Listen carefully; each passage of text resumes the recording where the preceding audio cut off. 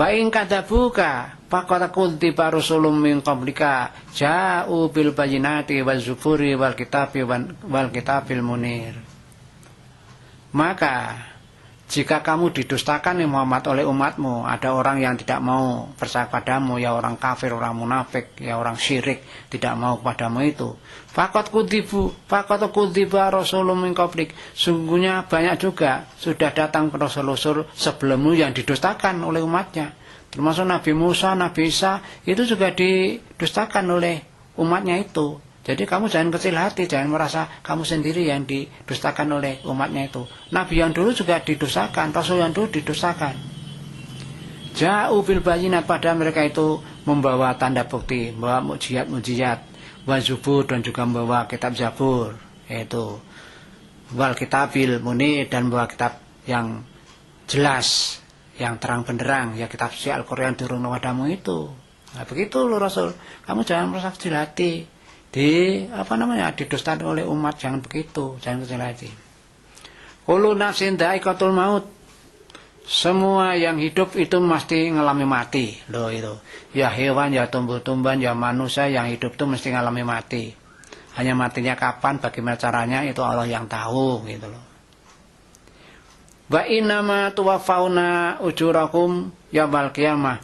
Dan sungguhnya pahalamu itu hanya akan dicukupi, dipenuhi besok di hari kiamat. Pemberiannya besok di hari kiamat itu, pahala balasan yang penuh itu dipenuhi besok di hari kiamat itu. Apa bentuknya? Faman zuhzika 'anil nar wa takhilal jannah wa udkhilal jannah faqad faz. Maka barang siapa yang dijauhkan dari api neraka dan dimasukkan ke dalam surga, faqad faz, maka mereka itulah orang yang beruntung. Jadi orang yang beruntung di hari kiamat, di hari akhir itu, yaitu orang yang amal soleh, orang iman, orang Islam, berbuat baik, yang takwa dan cerdas-cerdas, dan di sana kisapnya dia ya berat yang baik, lalu diputus oleh Allah, dia dijauhkan dari neraka dan dimasukkan surga. Nah itulah yang beruntung seperti itu. Mari kita orang Muslim, seorang Islam, ya kita bercita-cita seperti itulah. Nanti mendapat balasan di akhirat, dijauhkan dari neraka dan kita masuk surga. Berarti kita itu akan bahagia di sana itu. Wa mal hayatud dunya illa mata'ul ghurur. Dan bukanlah kehidupan dunia itu tidaklah. Jadi kehidupan dunia itu tidaklah melainkan hanya merupakan ya kesenangan yang memperdaya. Jadi hidup dunia, orang yang bahagia dunia ini, wah, konotasinya kalau bahagia dunia itu ya orang yang kaya, perusahaannya banyak, hartanya banyak, mobilnya banyak, apa-apanya banyak. Itu ya nampaknya itu kebahagiaan dunia. Tapi dengan dunia yang sebanyak itu mungkin justru malah merepotkan dia dalam beribadah.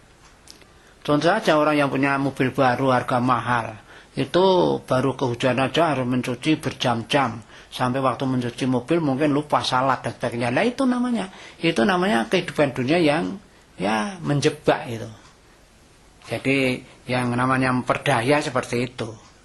Makin banyak senangnya ngurusi dunianya, kurang urusan akhiratnya. Lah itu terjebak dengan kehidupan dunia. Latub labuna fi amwalikum wa anfusikum wala tasma'una minal ladzina utul kitaba min qablikum wa minal ladzina asyraku adan katsira. Wa in tasbiru wa tataku fa inna dzalika min azil umur. Sungguh kamu para manusia semuanya saja ini, kamu akan diuji dengan harta bendamu. Jadi orang yang banyak harta benda itu justru akan diuji oleh Allah. Entah ujiannya dalam bentuk umpamanya ya kalau pabrik ya kebakaran, kalau orang banyak digarong, dirampok dan sebagainya. Kalau mobil ya mungkin tabrakan lalu hancur. Mungkin juga mobil yang bagus dibakar orang di jalan. Itu semuanya kamu akan dicoba dengan harta bendamu. Wa anfusikum, dan juga akan dicoba oleh dirimu sendiri. Ya iya, kamu dari penguasa, korupsi, ya toh, sogok menyogok. Kamu merasa mentang-mentang orang berkuasa, seenaknya saja ngurusi orang lain dikorupsi dan sebagainya. Itu kamu diuji dengan jabatanmu itu. yang merasa kuasa mengatur segalanya, lalu diurus semaumu gue. Uang yang mestinya setor ke pemerintah untuk kepentingan pembangunan dikantongi sendiri bawa pulang. Itu kamu diuji dengan dirimu sendiri. Dirimu sendiri yang tidak jujur itu loh. Sebab apa? Kalau hukum Islam orang mencuri itu potong tangan loh. Tangan dipotong. Kalau di Indonesia belum jelas itu hukumannya orang yang korupsi itu. Ada usul dibunuh, ada usul yang begini-begini, belum selesai masalahnya itu. Tapi kita saja, kalau ukurannya hukumnya Allah, orang mencuri, ngambil orang lain itu potong tangan. Ya, ingat tuh para yang koruptor, ingat jatah Anda itu dengan kamu untuk Islam dipotong tangannya ya. Wala tasma'unna minal ladzina utul kitaba min qablikum. Dan sungguh kamu Muhammad dan umatnya, yaitu umat Islam, kamu akan mendengar dari orang-orang ahli kitab sebelummu. Ya, dari orang ahli kitab, orang Yahudi Nasara sebelummu itu. Mendengar apa? Dan juga mendengar dari orang yang musyrik. Mendengar apa? Yaitu adzan katsira, gangguan yang menyakitkan yang banyak. Jadi orang Yahudi Nasara itu sudah dinas dalam Al-Quran. Mereka itu niatnya juga hanya akan mengganggu orang Islam. Mengganggu dengan gangguan-gangguan yang ya menganyalkan, menyakitkan hati orang Islam. Umpamanya dalam masalah hukum di Indonesia itu pernah ada lahir undang-undang anti pornografi. Ya sudah diputus begitu, ada juga yang tidak setuju membekot pelaksanaan hukum pornografi. Itu kan menyakitkan umat Islam. Pornografi itu masalahnya itu sesuatu yang melanggar hukum Allah, mestinya diatur demikian rupa, kok malah tidak setuju dengan aturan itu kan menyakitkan hati orang Islam. Banyak saja di Indonesia seperti itu. Jadi dulu kalau ada undang-undang yang memasukkan kata-kata yang mengatakan iman dan takwa, maunya tidak mau itu. Kalau ada undang-undang yang mengatur orang supaya iman dan takwa, tidak mau itu. Itu memang kebanyakan dari orang ahli kitab sebelum kitab Al-Quran, ya Yahudi Nasara itu yang mau seperti itu. Itu Al-Quran begini menjelaskan, ada keterangan diterangkan seperti itu di Indonesia. Wa in tasbiru wa tataku fa inna dzalika min azbil umur.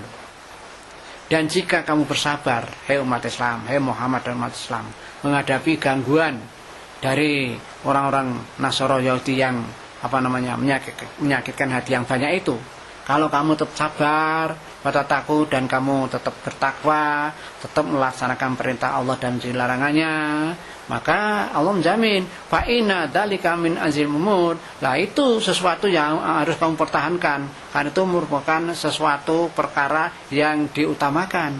Jadi orang sabar dan takwa kedua-duanya sesuatu yang perlu diutamakan.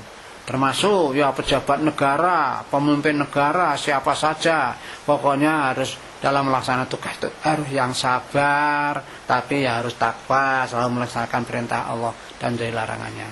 Nah ini Allah menjelaskan, sabar dan takwa itu merupakan sesuatu yang perlu diutamakan. Nah begitu loh. Sabar dan takwa pasang dulu dalam hati dalam rangka melaksanakan tugas negara itu. Nanti insya Allah selamat. Kalau tidak sabar, tidak takwa, sudah itu tadi. Bukan uangnya bawa pulang, dikorupsi dan sebagainya. Banyak kan pejabat di Indonesia, entah gubernur, entah bupati, entah wali kota, banyak yang diseret ke pengadilan karena korupsi. Tun korupsinya miliar-miliaran. Nah itu maaf loh. Itu bisa di akhirat, yaitu berhadapan Allah, dosanya berat itu.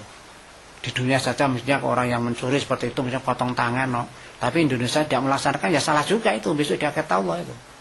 Ada orang berbuat demikian kok tidak dilaksanakan hukum Allah, ditegakkan hukum Allah, kok memakai hukum yang dibikin orang, hukum Allah dikalahkan. Wah bahaya itu loh, pejabat-pejabat yang menerapkan hukum seperti itu.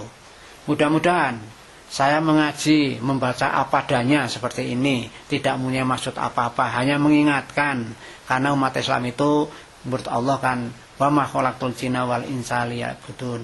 Kami tidak menciptakan jin dan manusia kecuali untuk beribadah pada Allah. Mari siapapun yang bertugas sebagai pejabat negara, yang polisi, ya tentara, ya hakim, ya jaksa, semua itu pelaksana tugas negara, mari kita itu tetap dalam rangka hidup ini, yaitu dalam rangka beribadah pada Allah. pelaksanaan tugas dalam beribadah gitu loh. Jadi kalau sudah melaksanakan tugas dalam rangka beribadah, insya Allah tidak akan timbul perasaan korupsi, mau sogok menyogok dan sebagainya itu. Insya Allah kita selamat dunia dan akhirat.